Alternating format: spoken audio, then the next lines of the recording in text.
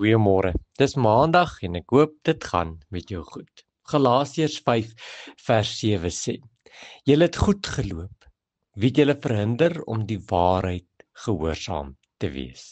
Nou die nuwe vertaling sê dit nogal bietjie mooier. Hy sê julle was goed op pad. Wie het julle verhinder om die waarheid te bly gehoorsaam?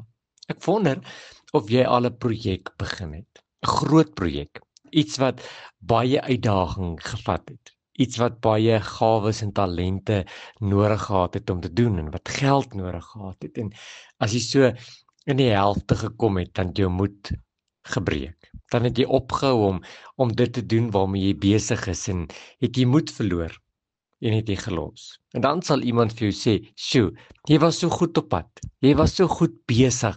Hoekom het jy opgehou?" Of ja, jy het so goed geloop. Wat het dan nou verander?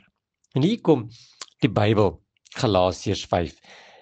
En nou Paulus skryf, hy sê, julle het so goed verloop. Julle was so goed op pad gewees. Met ander woorde, julle het weggetrek, die regte ding gedoen.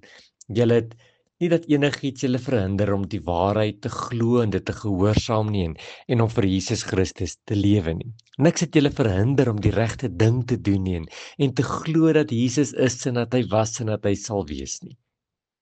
Maar dan kom hy en sê, julle was so goed op pad, wat het julle verhinder? En daar's vandag baie dinge wat my en jou verhinder. Verhinder om dit te doen wat ons moet doen.